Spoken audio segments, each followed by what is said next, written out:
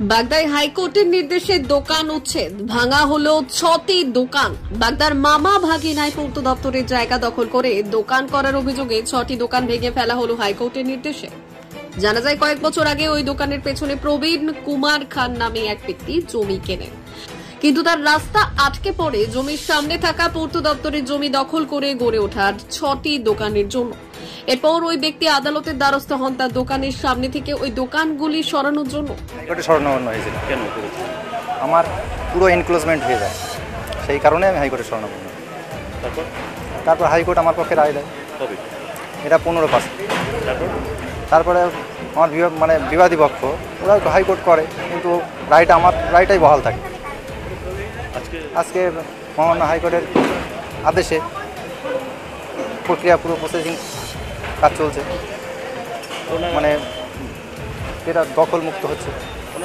High court নির্দেশ দেয় দোকানগুলি সরিয়ে নেওয়ার, নোটিশ পাঠানো হয় দোকান মালিকের কাছে। এরপর তারাও আদালতের দ্বারস্থ হয় দোকান বাঁচাতে, কিন্তু শেষ রক্ষা হলো না। হাইকোর্টের নির্দেশে অবশেষে বুধবার বুলডোজার চালিয়ে ভেঙে ফেলা হলো দোকানগুলি। তোমরা যদি কম্প্রোমাইজ করে নিতে চাও তাহলে একটা রাস্তার ব্যবস্থা করে দাও ওকে।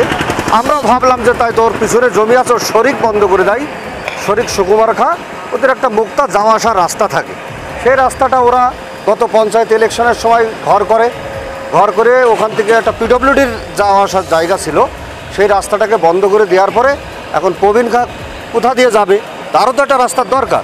বাজার কমিটি সমস্ত লোকজন আমরা অন্তত ওর বাড়িতে 3-4 বার গিয়েছে, 150 লোক যাওয়ার পরে ওকে বলা হলো, বোঝানো হলো, আমাদের মেম্বার ছিল, প্রধান ছিল, সবাই ওকে বোঝানো হলো, কিন্তু ও কোনো কথাই রাজি না। ও বলছে আমার কোর্টের সিদ্ধান্তই সেই সিদ্ধান্ত।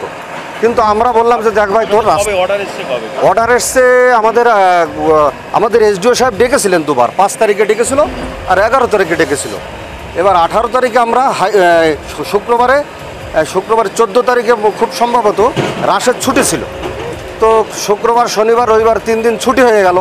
11 তারিখে আমাদের হিয়ারিং ছিল, তাহলে 11, 12, 13, 14 তারিখে আমাদের কোর্ট খুললো।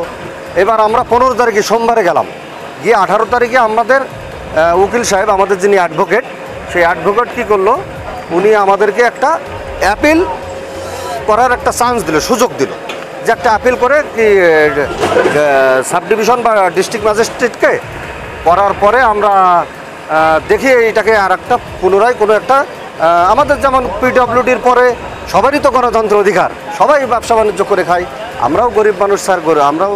অন্যদিকে দোকানগুলি ভেঙে যাওয়ার পর কপালে চিন্তার ভাঁজ পড়েছে দোকান মালিকদের। তাদের অভিযোগ এখানে দীর্ঘ প্রায় 40 বছর ধরে তারা ব্যবসা করছেন। আদালতের নোটিশ পাওয়ার পর দোকান বাঁচাতে আদালতে অ্যাপিল করেছিলেন, তবে অ্যাপিল করার 15 দিনের আগে তাদের দোকান ভেঙে দেওয়া হলো। এখন কিভাবে তাদের সংসার চলবে সেটাই ভেবে উঠতে পারছেন না তারা। দোকান ছিল এখানে, কারো চপের দোকান, কেউ চা বিক্রি করে, একজন সেলুন, আর আজ প্রায় দীর্ঘ 40 বছরের উপরে আমাদের এই দোকানগুলো। যে ব্যক্তি এই কেস করে আমাদের এই ভাঙাটা ভেঙে দিল ঘরটা, এই জমি কিনেছিল অল্প কয়েক বছর আগে, তখন আমাদের এখানে ঘর ছিল। যখন ও জমি কিনে তখন টোটাল ওদের শরিকের পজিশন সব খালি, এবং সেই খালি পজিশন দেখে এই ঘর দেখে ওরা জমি কিনে তারপরে শরিকানা গণ্ডগোল করে ওরা নিজেরা কেস কামারি করে ওর শরিক জায়গা আটকে দিয়ে ব্লক করে এবার আমাদের বিরুদ্ধে কেস করে এখন আমাদের কোনো কথাই কোর্টও শোনেনি, কোনো সরকারি মহলও আমাদের কথা শোনেনি। আমাদেরকে ডেকেছে, আমাদের বারবার নোটিশ ধরিয়ে দিয়েছে তোমাদের ভেঙে দেওয়া হবে, কিন্তু আমাদের কিছু বক্তব্য ছিল, বক্তব্যটাও আমাদের কিছুই নেই। খেটে খাওয়া মানুষ, সেলুনির কাজ করে খাই, জ্যাক করে খাচ্ছিলাম। একদিন হঠাৎ নোটিশ আসলো বিয়ালার থেকে, এসে মাপলে আমাদের বলে সই করে দাও, সাদা কাগজের উপরে সই করে দিলাম। দেওয়ার পরে আমাদের ডাকলে অফিসে, টাকার পরে আমাদের কাছে বলতে 50,000 টাকা দিতে হবে। আমরা বলছি গরিব মানুষ, আমরা টাকা দেবো কোন, আমরা বলে আমরা দিতে পারবো না, চলে আসলাম। বলছে তাহলে আর হবে না। হ্যাঁ, মূল কথা ভেঙে দিল, আমাদের দোকান ভেঙে দিল। যা 2.5 আমাদের কাছে 50,000 টাকা। হ্যাঁ, 50,000 টাকা দিলে তোমাদের জায়গা ঠিক আছে।